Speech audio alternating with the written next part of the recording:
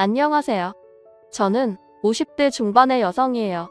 사연을 듣고 있노라면 그분들 이야기가 제 이야기처럼 집중하게 되고 그러면서 울었다 웃었다 하네요. 오늘은 저희 부부와 시댁 사이에서 있었던 일을 이야기하려고 해요.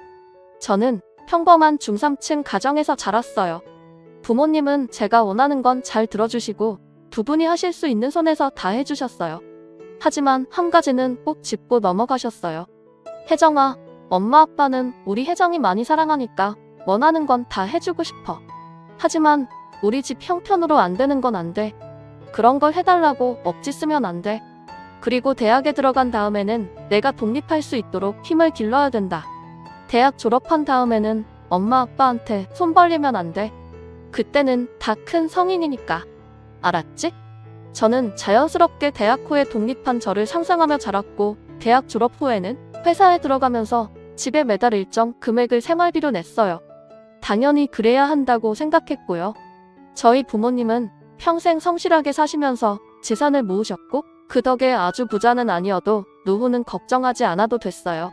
평범해 보이지만 남에게 나쁜 짓 안 하고 정직하게 돈을 벌어서 모으신 부모님을 존경했죠. 저도 그런 가정을 꾸리고 싶다고 생각했고요. 처음 회사에 들어갔을 때 사귀게 된 남자와 그런 삶을 살 수 있으리라 막연히 꿈을 꿨어요. 하지만 그 사람은 저희 집이 너무 평범하다고, 자기 부모님이 싫다고 했다며 일방적으로 헤어지자고 하더군요. 그것도 전화로요. 아니, 이런 이야기를 어떻게 전화로 해? 만나서 직접 얼굴을 보고 헤어지든 말든 해야지. 어차피 헤어진다는 말 할 건데 만나면 뭐해? 괜히 시간 버리고 찻값만 쓰지. 엄마도 이렇게 하랬어. 다시 볼 것도 아닌데 널 뭐하러 일부러 만나냐고. 이만 끊는다. 이게 2년간 사귀던 남자와의 마지막이었죠. 정말 열받고 어이없었어요. 생각해보면 그 남자는 매사에 엄마가 이렇게 하랬다. 엄마가 빨리 들어오랬다. 엄마가 사지 말라고 했다. 엄마를 입에 달고 살았어요. 그래, 초딩도 아닌데 엄마 하는 놈하고 살아서 뭐 할 거냐고. 분명히 결혼하고 밥그릇 개수까지 엄마가 시키는 대로 샀을 거야. 잘 헤어진 거야. 저는 그렇게 스스로를 위로하며 쓰리 마음을 달랬어요. 하지만 그 후로 좀처럼 남자를 사귈 수가 없었어요. 어째 이놈도 저놈도 다 마마보이처럼 보였고, 자기가 버젓이 돈을 버는데도 부모님한테 돈을 더 타다가 차를 사거나 명품 옷을 사는 남자들도 있었거든요. 그런 사람을 보면 어쩐지 한심하게 느껴졌어요. 전 남자친구 일이 있어서 그런지 더 싫어하게 됐고요.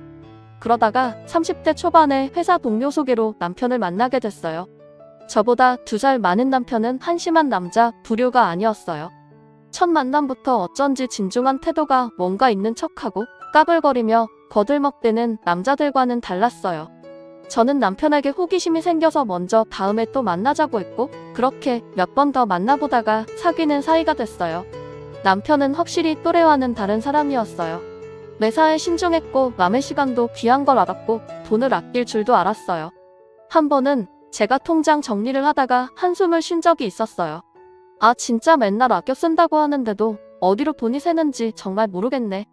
왜 이것밖에 안 남지? 정기적으로 나가는 게 뭔지 그것보다 정리해. 생활비 통장하고 적금 통장 말고도 용돈 통장도 따로 만들어두면 내가 언제 돈을 많이 뺏었는지 알기 편해.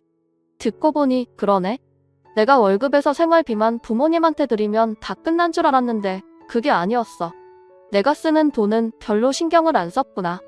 그렇게 저는 제 돈 관리에 문제가 있다는 걸 알게 됐고, 그 일로 남편에 대한 믿음이 더 커졌어요. 이 사람하고는 결혼해도 괜찮겠다는 마음이 들었죠. 자기가 버는 것보다 더 많이 쓰면서도 명품만 찾는 남자들도 많은데, 남편은 꼭 부모님을 보는 것처럼 성실하고 바른 사람이었거든요. 그래서 저는 그 다음에 만날 때 제가 반지를 준비해서 프로포즈를 했어요. 박연식 씨, 저하고 결혼해요. 내가 나랑 살기로 한 거 후회 안 하게 해줄게. 아니, 그런 걸 먼저 해버리면 어떡해. 난 언제 프로포즈를 해야 할지 타이밍만 보고 있었는데 이렇게 훅 들어오는 게 어딨어? 그래서 안 할 거야? 그럴 리가 있어. 나처럼 재미없는 사람 좋다고 받아주는 여자를 내가 또 어디서 만난다고. 그건 다른 여자들이 남자 보는 눈이 없어서 그래.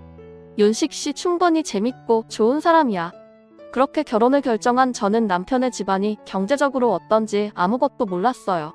오로지 남편이라는 사람 하나만 보고 결심한 거니까요. 언뜻 남편이 막내이고 위로 형하고 누나가 있다는 말만 들었어요. 또 아버지가 좀 엄한 편이라는 게 제가 아는 전부였어요. 그러다 양가에 저희가 결혼한다는 소식을 알리고 결혼 준비를 시작하면서 처음 시댁에 인사를 가게 됐죠. 당시에는 드문 경비원이 딸리고 정원이 넓은 고급 빌라였어요. 겉에서 척 봐도 꽤나 의리의리해서 속으로 놀랐던 기억이 있네요. 남편은 한 번도 자기 집이 크다, 잘 산다 그런 말을 한 적이 없었거든요. 시부모님은 첫인상이 조용하고 인자했지만 어딘가 쉽게 범접할 수 없는 느낌을 갖고 있었어요. 그날 식사를 마치고 시어머니가 내주시는 과일을 제가 받아서 시아버지 앞에 놓아드리는데 시아버지가 이렇게 말씀하셨어요. 너희 신혼집은 어떻게 할 생각이냐? 그건 제가 알아보고 있어야 아버지. 알지? 나는 네 형하고 누나 결혼할 때도 집 사는데 한 푼도 안 보태줬다. 그래서 곧 들어올 새 애기도 알아두라는 뜻에서 말하는 거야. 신혼집은 니들 능력되는 선에서 알아서 하는 거다. 내 말 알겠지? 물론이죠, 아버님. 저희 둘 다 성인이잖아요. 저희가 살 집인데 당연히 저희가 감당할 수 있는 선에서 해야죠. 저희 둘만의 힘으로요. 어떻게 되든 윤식 씨하고 잘해볼게요. 저의 말에 시부모님은 의외라는 듯 눈이 휘둥그레지더니 이내 저를 보며 미소를 지었어요. 네 말이 맞다. 지금은 그 마음으로 젊은 시절은 할 수 있는 데까지 헤쳐나가 보는 거다. 라며 시아버지는 웃으며 저를 바라보셨어요. 애초에 저는 부모님께 손 벌리면서 무리하게 혼수를 할 생각도 없었기 때문에 당연하다고 생각했는데 시부모님이 그런 저를 좋게 보시는 것 같아서 저도 기분이 좋더라고요. 시어머니는 그래도 뭔데 마음에 걸리셨는지 제가 집을 나설 때 살짝 이렇게 말씀하시더라고요. 우리가 한 말 서운하게 생각하지 마라. 이게 다 너의 앞날에 더 도움이 되라고 믿기 때문에 결정한 거야. 살다 보면 우리를 이해할 날이 올 거다. 별 말씀을요. 저희 부모님도 대학만 졸업하면 다 이 힘으로 살아야 한다고 하셨는데요. 저는 회사 들어가서부터 지금까지 꼬박꼬박 매달 집에 생활비 내고 있어요. 어차피 저희가 본 돈도 아니고 부모님들 거잖아요. 제가 서운할 게 뭐가 있어요. 윤식 씨도 돈도 균형 있게 쓸 줄 알고 쓸데없는 사치를 부리지 않기 때문에 결혼을 결심한 거예요. 아주 교육을 제대로 받았구나. 우리 윤식이가 처복이 있네. 라며 시어머니는 한층 더 얼굴이 밝아지셔서 저를 배웅하셨어요.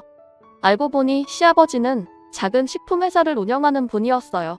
젊을 때 시아버지의 부모님이 파산한 후 대학을 그만두고 큰 재래시장 안에 있는 오래된 맛집에서 일을 시작하셨다고 해요. 일생 동안 한 번도 해본 적 없는 일들이고 그때까지 쓸 줄만 알고 사셨기 때문에 모든 게 너무 힘드셨다고 해요. 하지만 시아버지는 맛집 사장님인 할머니가 돈을 벌고 관리하는 것과 음식 재료는 아끼지 않고 쓰면서 인심 좋게 베푸는 걸 보며 많은 걸 배우셨다더군요. 거기서 주방 청소하고 채소 다듬는 것부터 시작해서 오만 굳은 일 안 해본 게 없다고 하셨어요. 그렇게 열심히 시아버지에게 맛집 할머니가 자식들한테도 알려주지 않는 비법을 시아버지한테 알려주셨고 그걸 바탕으로 시아버지는 오늘과 같은 회사를 만드셨다고 해요. 작지만 음식 맛으로는 어디에도 뒤지지 않는 곳이라고 했어요. 시아버지는 본인이 겪으셨던 일 때문에 자식들이 훗날 어려움에 처하더라도 잘 이겨낼 수 있도록 엄격하게 철칙을 세우셨던 것 같아요. 하지만 저희 마음에 드는 신혼집을 구하기는 생각했던 것보다 더 어려웠어요. 아무래도 서울은 무리라는 생각에 저희는 남들처럼 서울의 20여 평 아파트 이런 기준을 다 포기하고 서울과 가까운 경기도에 지은 지 얼마 되지 않은 작은 아파트를 전세로 구했어요. 집을 계약하고 난 다음에 얼마나 뿌듯했는지 몰라요. 윤식 씨, 여기가 우리가 앞으로 살 곳이야. 이 아파트 단지 놀이터 봐. 너무 괜찮지 않아? 우리 애들이 여기서 뛰어놀 게 막 상상이 돼. 그래, 우리 여기서 잘 살고 돈 모아서 더 넓은 애로 이사 가자. 남편도 저만큼이나 신이 나서 흥분해 있더라고요. 그렇게 많이 웃는 남편을 처음 봤거든요. 지금 생각해도 그때 틈만 나면 집에 물건 하나하나 받고 예쁘게 장식하고 5만 대 다 광내며 쓸고 닦느라 애썼나 몰라요. 순전히 저희가 본 돈으로 마련한 집이었기 때문에 더 그랬던 것 같아요. 저는 남편도 시부모님도 이렇게 저랑 잘 맞고 반듯하니까 남편 형과 누나도 그럴 거라고 막연히 생각했어요. 하지만 두 사람은 영 딴판이었어요. 저희가 결혼하고 처음으로 시댁 식구들과 한자리에 모였을 때였어요. 그때 아주버님이 대뜸 이러더라고요. 아버지, 이제 우리 집 사줄만 하지 않아요? 애들도 점점 커가고 저 직장도 서울 한복판인데 언제까지 경기도 견두리에 살 수는 없잖아요. 아시다시피 지금 제 능력으로는 서울에 집 구하기 힘들어요. 그러니까 아버지가 좀 해주세요. 난 그럴 생각이 없다. 니네 집 사줘야겠다고 생각한 적 한 번도 없다고. 너 나한테만 아껴놨냐? 아주 내놓으라는 식으로 말하는구나. 제가 자식인데 이 정도 말도 못해요. 그리고 아버지 손주들 좋은 학교 보내야죠. 둘 다 사립초등학교 보내야 하는데 아버지가 이렇게 비협조적을 하시면 어떡해요? 내가 손주들 교육까지 책임져야 되는 거냐? 난 아무 상관 안 할 테니까 니네 알아서 해. 어떤 학교를 다니든 자기들 할 탓이다. 그러자 형님이 불만 가득한 표정으로 아버님, 솔직히 저희 지금 사는 집도 친정에서 돈 보태줘서 한 건데 이제는 좀 도와주세요. 솔직히 이 사람 결혼할 때도 집도 안 사준다고 하셔서 다들 결혼하지 말라고 했어요. 그런 시댁이 어딨냐고요. 저 친정 부모님 볼낯이 없어요. 제가 이 사람하고 살면서 아무 덕본 것도 없고 이게 뭐예요? 결혼을 누구 덕보라고 했냐? 난 그런 생각하는 며느리는 싫다. 시아버지가 강하게 나오자 아주버님은 아주 욱하다군요. 아니 그럼 지금 저보고 이혼이라도 하라는 거예요. 어떻게 자식한테 그런 말을 하세요? 그만큼 내 뜻은 변하지 않는다는 말이야. 니들 능력에 맞게 살아야지. 애들 교육을 처음부터 무리하게 하다 보면 나중에 빚만 드는 건 당연한 거 아니냐? 시어머니는 아무 말도 안 하고 계셨지만 표정으로 시아주버님과 형님 편을 들지 않는다는 걸 보여주셨어요. 두 사람은 불만이 가득한 얼굴로 앉아있다가 밥만 먹고는 쌩 안이 가버렸어요. 저는 내심 그래도 손주들 교육도 있고 아들이 출근하기 힘드니 좀 도와주시지 않을까 했는데 전혀 아니었어요. 그건 시누이한테도 마찬가지였고요. 시누이도 결혼할 때 자기가 모은 돈만큼만 혼수를 해서 가져갔다고 해요. 그리고 그게 속에 맺혔는지 시부모님 댁에만 오면 자기한테 뭘 해줬냐며 따지고 든다고 하네요. 아주버님이 집 사달라고 했던 날도 그랬고요. 내가 뭘 했어 오빠. 엄마랑 아버지 찔러도 피 한 방울 안 난다고 했잖아. 뭘 바래? 라며 싸늘하게 시부모님을 바라보던 눈빛이 잊혀지지 않아요. 물론 부모님이 너무 엄하게 하시면 섭섭하고 화도 나겠지만 그래도 저는 너무 차갑게 쳐다보니 무섭기도 했고 제가 처음 간 건데 그렇게까지 해야 하나 싶었어요. 그러다가 몇 개월 후 저는 임신을 하게 됐어요. 첫 아이를 가졌다고 하니 양쪽 집 부모님들은 다들 너무 좋아하셨고 남편도 정말 많이 기뻐했어요. 하지만 아주버님과 시누이는 오히려 빈정대기만 했어요. 재수 씨네가 사는 아파트가 저희 아파트보다 전세 비싼 거 알아요? 그렇게 서울에서 더 가깝고 신축인데 사니까 우리가 그날 아버지한테 그런 소리를 듣는데도 요만큼도 도와줄 생각을 안 했겠지. 올케는 아무리 우리 부모님한테 잘 보이고 싶어서 그랬다고 해도 좀 너무했어. 오빠가 그렇게 당하는데 어떻게 자기 일 아니라고 입 딱 닫고 표정 하나 안 바뀌어? 하긴 윤식이 그 자식부터 그 모양인데 어련하겠어. 부부가 부창부수지 뭐. 그렇게 임신 축하한다는 말 대신 원망만 들었죠. 하지만 저는 그 일을 남편에게도 말하지 않았어요. 괜히 형제간에 분란만 만들 것 같았거든요. 그런 얘기 새겨들을 것도 아니고 저만 듣고 흘리면 됐으니까요. 그리고 제가 임신 6개월이 되었을 때 시아버지 생신이 됐어요. 시어머니는 괜히 밖에서 비싼 거 먹고 돈 쓸 거 없이 집에서 도우미 아주머니하고 음식을 다 하신다며 그날 음식 다 하고 집으로 오라고 하셨어요. 아무리 그래도 결혼하고 첫 시아버지 생신인데 며느리가 어떻게 아무것도 안 하고 있겠어요. 저는 준비했던 선물하고 이것저것 장을 봐서 일찌감치 시댁에 갔어요. 그랬더니 시어머니는 놀라셔서 저한테서 짐을 받아놓고는 얼른 저를 소파에 눕게 하셨어요. 얘는 힘들면서 왜 이렇게까지 하니? 이러면 내가 미안하잖아. 괜히 집에서 하는 것 같고. 아니에요. 어머니 당연히 일찍 와서 도와드려야죠. 아니다. 내 시아버지 식성은 내가 제일 잘 알잖니. 넌 그냥 여기 가만히 누워있다가 주는 대로 먹기나 해. 그러시고는 저한테 물이며 과일이며 내다 주시고 편한 마음으로 쉴 수 있도록 해주셨어요. 저는 죄송해서 시어머니가 도우미 아주머니와 일하시는데 기웃거리다 다 된 음식을 한쪽에 놓거나 예쁘게 담는 거랬죠. 그렇게 저녁 식사 시간이 됐고 시아버지도 집에 오셨어요. 남편도 1시간 먼저 퇴근해서 왔고요. 그런데 아무리 기다려도 아주머니가 시누이 가족이 안 오는 거였어요. 얘들이 오늘 무슨 일이 생긴 건가? 아니면 사고라도 난 거 아니야? 시어머니의 걱정에 저는 먼저 시누이한테 전화를 했어요. 아니, 우리한테 한 푼도 안 내놓는 노인네한테 가서 뭐해? 나 우리 영준이 밥 먹여서 영어 과외해야 되니까 올케가 알아서 하든가. 라더니 일방적으로 전화를 끊고는 다시는 받지 않더군요. 황당했지만 일단 진정하고 이번에는 아주버님한테 연락을 했어요. 내가 거길 어떻게 갑니까? 아버지가 한 푼 안 도와줘서 대출 있는 대로 땡겨서 이사하게 생겼는데 돈 벌어야죠. 아니, 아무리 그래도 1년에 한 번이는 아버님 생신인데요. 그런데 어느새인가 제 근처에 와서 통화를 듣던 시아버지가 제 손에 든 핸드폰을 달라고 하시는 거였어요. 할 수 없이 제가 핸드폰을 건네드렸죠. 그래, 내가 집안 사줬다고 못 오겠다 그거지? 그러면 그렇다고 내 엄마랑 통화할 때 말하지 그랬냐? 너네 엄마 니들 다 오는 줄 알고 하루 종일 음식점만 하느라 얼마나 힘들었는지 알아? 그러자 핸드폰 밖으로 아주버님 목소리가 크게 새어나왔어요. 그러게 나가서 먹지 집에서 뭔 궁상이에요?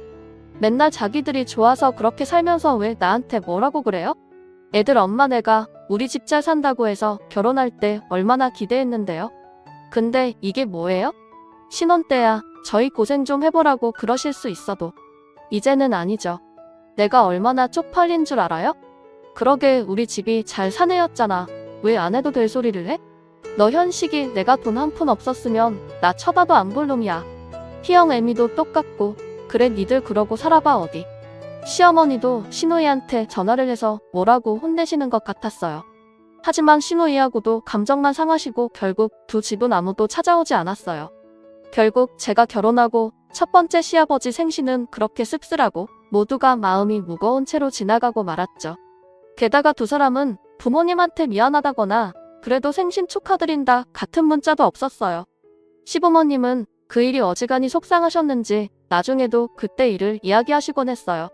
둘 다 문자 한 통도 하지 않았다고요. 심지어 시어머니가 문자로 시아버지한테 인사는 하라고 해도 둘 다 답도 없었다고 하네요. 그런데 시누이 남편도 똑같은 것 같았어요. 자기 처가에서 아무것도 받은 거 없다며 아예 발길도 하지 않는다고 들었어요. 아니, 친자식도 아니고 어차피 남의 재산인데 왜 그걸로 덧보지 못했다고 어른들한테 그러는지 저는 좀 이해가 되지 않았어요. 어쨌든 집안 분위기는 계속 좋지 않았고 아주버님과 시누이는 시부모님과 점점 사이가 나빠져만 갔어요. 제가 딸 아이를 낳고 몸조리를 하는 동안에도 저한테는 물론이고 남편한테도 축하한다는 문자조차 없었어요. 그건 시부모님한테도 마찬가지였더라고요. 저희야 나중에 들은 거지만 시어머니가 저 딸 낳았는데 선물이나 찾아오는 건 바라지도 않는다며 전화라도 하라고 했지만 아주버님 가족도 시누이네도 다들 냉정하게 끊어버렸다고 하더군요. 자기들이 시부모님한테 돈을 못 받는 걸 갖고 저한테까지 화를 내는 거였어요. 그도 그럴 게 남편이나 저나 부모님이 안 주신다고 불만을 갖는 것도 아니고 오히려 그게 맞다고 하는 입장이었으니 그 사람들이 볼 때에는 얄미울 수도 있었겠죠. 그렇다고는 해도 동생이 첫아이가 태어났는데도 축하 한마디 안 하는 배알이라니 정말 같은 형제가 맞는지 의심스러울 정도였어요. 남편은 원래 어릴 때부터 진중하고 지금과 비슷했다나 봐요. 그래서 시부모님들이 더 예뻐하셨겠죠. 그게 형과 누나는 셈이 났을 수 있고요. 생각해보니 그들이 꽁한 게 꽤나 캐끼 묵은 감정이겠더라고요. 저는 아주버님과 시누이에게 축하를 받는 건 포기하기로 했어요. 시간이 지나고 해가 바뀌어서 설날이 되었어요. 어찌된 일인지 아주버님도 시누이도 같은 날 시댁에 방문을 했다더라고요. 시어머니는 좀 들뜬 목소리로 저희도 얼른 오라고 연락을 하셨어요. 오랜만에 온 가족이 모이게 되니 기분이 좋으셨던 것 같아요. 하지만 두 사람의 목적은 따로 있었어요. 말을 꺼낸 건 아주버님이었어요. 우리 대출금 때문에 이대로는 못 살 것 같아요. 아버지, 우리한테 주실 유산 있잖아요. 그거 미리 주세요. 맞아요, 아버지. 우리 진짜 사는 게 너무 힘들어요. 내가 언제 유산을 자식들 준다고 말한 적이 있냐? 아니, 아버지. 그럼 저희 안 주실 거예요? 뭐, 좋은 일이라도 하실 생각이에요? 우리는 어쩌고요? 오빠, 말이 맞아요. 우리 안 주시면 어떡하실 건데요? 니들 자꾸 돈 얘기할 거면 다 나가라. 명절이라고 와서 그것밖에 할 말이 없냐? 앞으로 그런 말 할 거면 아예 오지도 마. 시아버지는 호통을 쳐서 아주버님과 신우의 가족을 쫓아냈고 그 뒤로 가족관계는 더 냉랭해졌어요. 두 집은 정말 그 이후로 시댁의 발길을 딱 끊었고요. 그러다 저희 집에도 어려움이 닥쳤어요. 남편 회사가 구조조정을 하기로 했고 남편 부서 사람들에게 대거 공고 사직을 했거든요. 남편은 결국 회사의 압력에 사표를 내고 말았어요. 정말 눈앞이 캄캄해지더라고요. 아이한테 앞으로 계속 돈 들어갈 일만 있는데 우리가 과연 잘 헤쳐나갈 수 있을지 겁부터 났죠. 하지만 남편은 언제나 그랬듯이 묵묵히 진중하게 새 일자리를 알아봤고 그러면서 자기가 할 수 있는 알바는 뭐든지 하기 시작했어요. 택배 대리운전에 정말 굳은 일마다 안고 다 하더라고요. 저도 가만히 있을 수는 없어서 다른 집 아이들을 봐주기 시작했어요. 아이하고 떨어지지 않으면서 할 수 있는 일은 그것밖에 없었죠. 사실 친정 부모님한테라도 이야기해볼까 했지만 남편이 시댁에 말 한마디 없이 매일 힘든 일을 하러 나가는 걸 보면 저도 입을 다물게 됐어요. 제가 계속 양쪽 집 부모님한테 말이라도 해볼까 망설이고 있자 남편은 그런 제 마음을 눈치채고 말했어요. 우리 결혼할 때도 우리 입만으로 다 해냈잖아. 이번에도 그럴 수 있어. 나 믿고 기다려줘. 알아? 당신 믿지? 왜 안 믿어? 당신이 너무 힘들어 보이니까 마음이 흔들리긴 해. 그러니까 건강 잘 챙겨야 돼. 당신 쓰러지면 끝이야. 걱정 마. 나는 슈퍼맨이라니까. 남편은 평소 하지도 않던 농담까지 하며 제 기분을 풀어주려고 했고 저도 그 마음이 느껴져서 같이 웃고 말았어요. 남편은 밖에서 아무리 힘들어도 집에 와서 화내는 법이 없었고 그 힘든 시간에도 늘 전처럼 한결같았어요. 그런 남편이 저는 너무 믿음직스러웠죠. 저희가 서로를 위하고 힘주면서 지내는 때에 어디서 들었는지 아주버님이 남편이 공고사직을 했다는 말을 듣고 연락을 해왔어요. 그런데 어떤 위로도 없이 빈정거리는 말뿐이었어요. 윤식이 너 아버지 흉내내고 고든 척하더니 회사 쫄딱 망해서 쫓겨났다며? 너 그런 힘든 일을 해도 아버지 안 도와주시지? 그러게 왜 우리 편 안 들고 고고한 척해서 그런 꼴을 당하냐? 정신 차려, 임마. 할 말 다 했으면 끊어. 난 형한테 할 말 없어. 라며 남편은 아예 상대도 하지 않고 전화를 끊어버렸어요. 신이는 예전이나 다름없이 전화 한 통 없었고요. 그러던 어느 날 제 몸에 이상이 느껴졌어요. 자꾸 피곤하고 목 임파선 부위가 붓는 것 같고 그렇더라고요. 밖에서 힘들게 고생하는 남편 걱정할까봐 몰래 혼자 병원에 갔죠.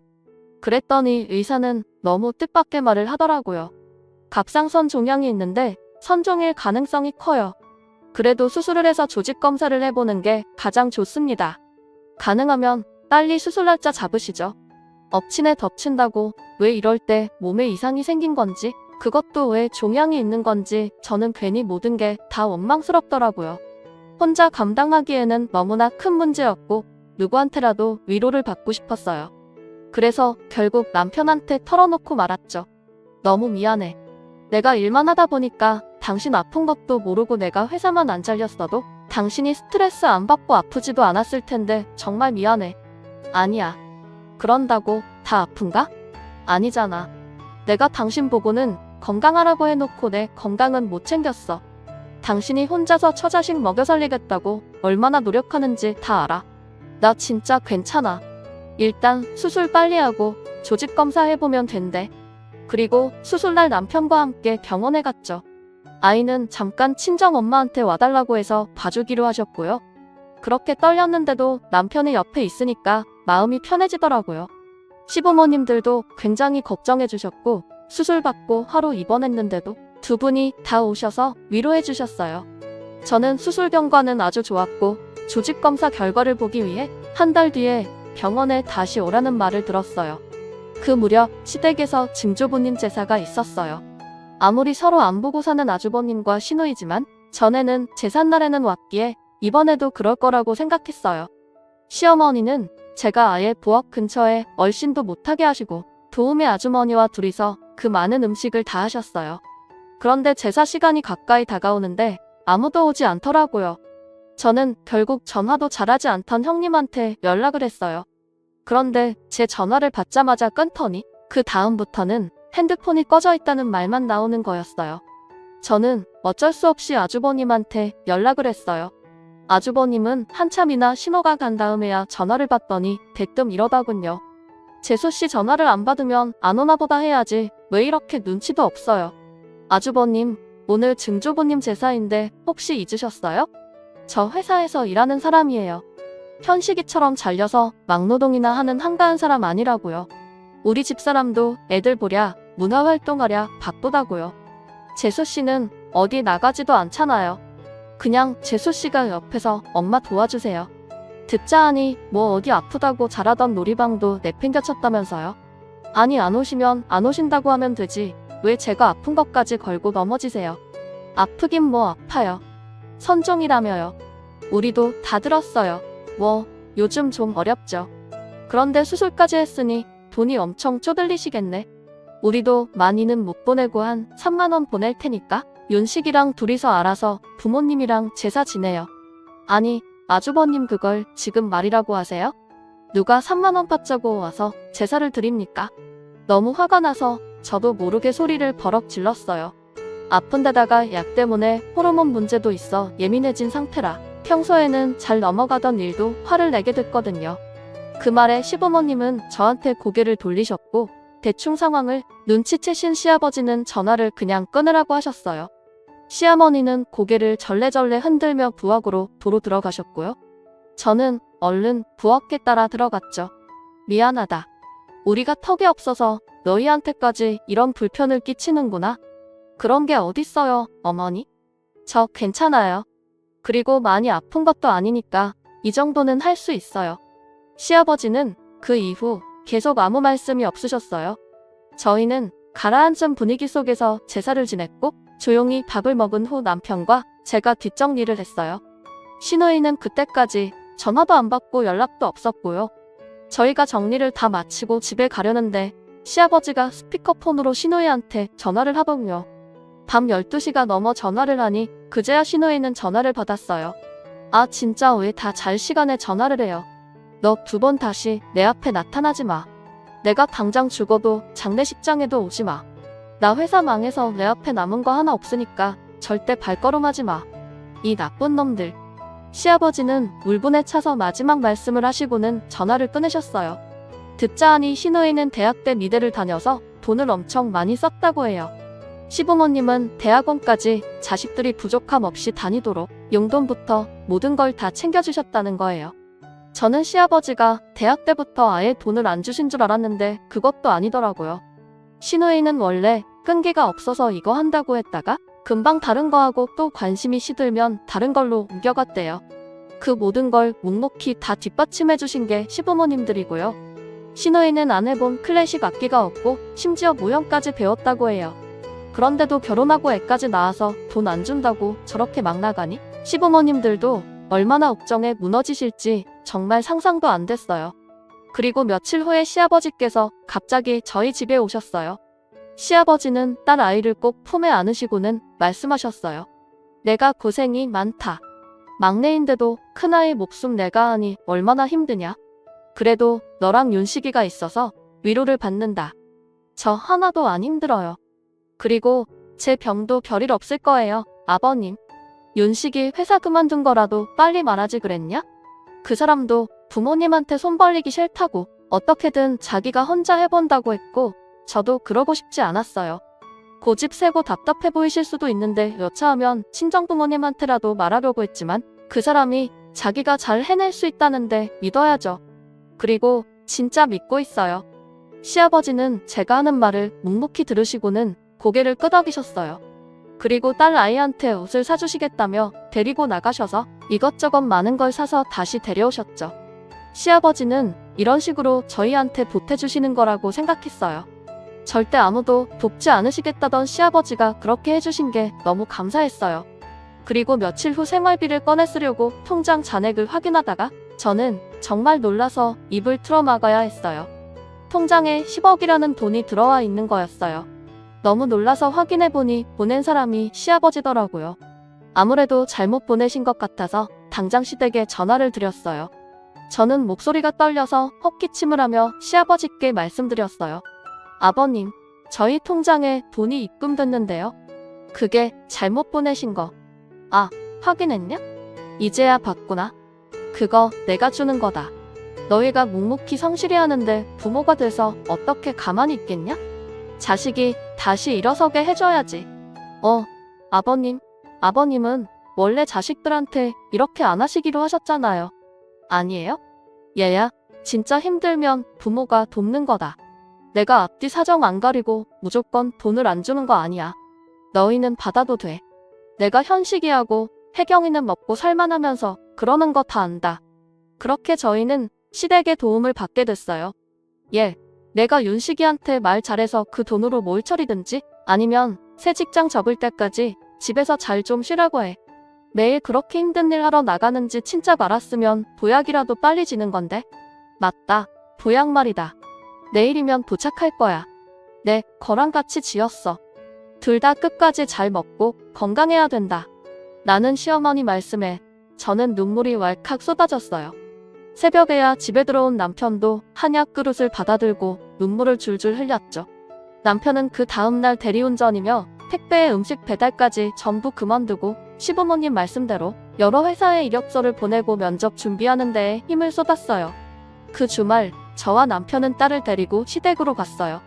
아버지, 정말 너무 감사해요. 다 제가 부족한 건데 이렇게 도와주셔서 정말 감사해요.